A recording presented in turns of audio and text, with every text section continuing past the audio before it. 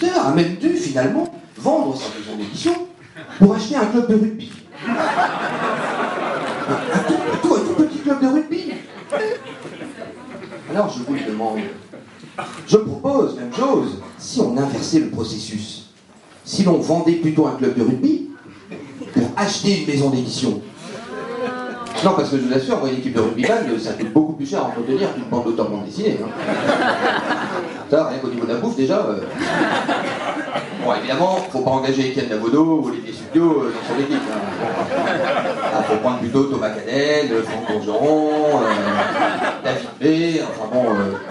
Quoique David B, ces derniers temps, c'est plutôt David C maintenant. Hein. Il a un peu plus de bonnet, quand même. Hein. Enfin bref, 3 paquets de nouilles, 2 boîtes de sardines, et hop, vas-y, je te pisse de la planche de champion du monde. Alors ne voyons pas les choses en black. J'en reviens au festival. Chaque année, alors que les premières feuilles de l'automne se ramassent à la pelle, commence la traditionnelle distribution de bâches du côté d'Angoulême. Incroyable, un vrai village d'Astérix. Et que ordre alphabétique de l'assaut du festival fait une queue de poisson assez automatique du CNBDI. Et que le député maire Abraham Coursic vient de mettre de l'ordre là-dedans, un peu de subvention annulée. Une horreur. Le site ActuABD fait des dossiers longs comme un roman graphique en noir et blanc.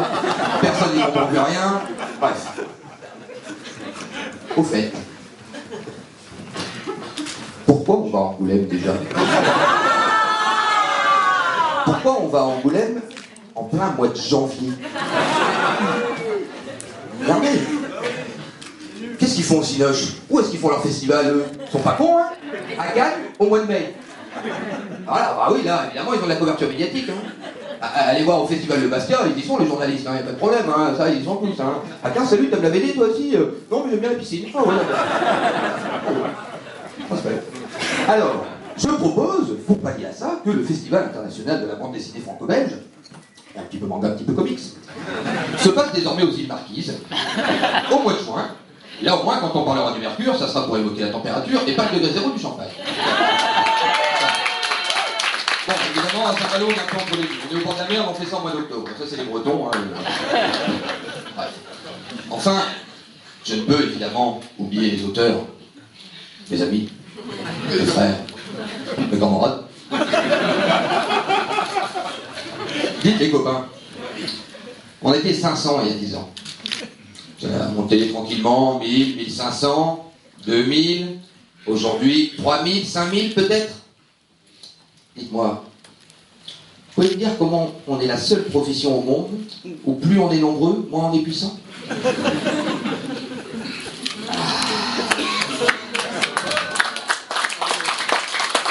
Le syndicat national des auteurs-compositeurs vous reçoit chaque jour de 8h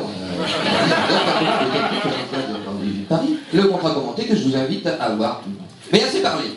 Venons-en maintenant au vrai sujet porteur d'espoir, l'avenir, mes amis. L'avenir, les prix, ces talents de demain et ces talents d'aujourd'hui, car nous allons, avant de remettre nos 2 prix, rappeler un premier prix qui a été remis cet après-midi. C'est le prix Ouest France Quai des Bulles. Alors, évidemment, ils m'ont facilité la tâche en récompensant des auteurs étrangers, avec des noms polonais. Alors, il a été remis à Jerry à Languilan pour le livre Elmer et aux magnifiques éditions Ça et Là, représentées par Serge et Dominique, qui est passé sur scène.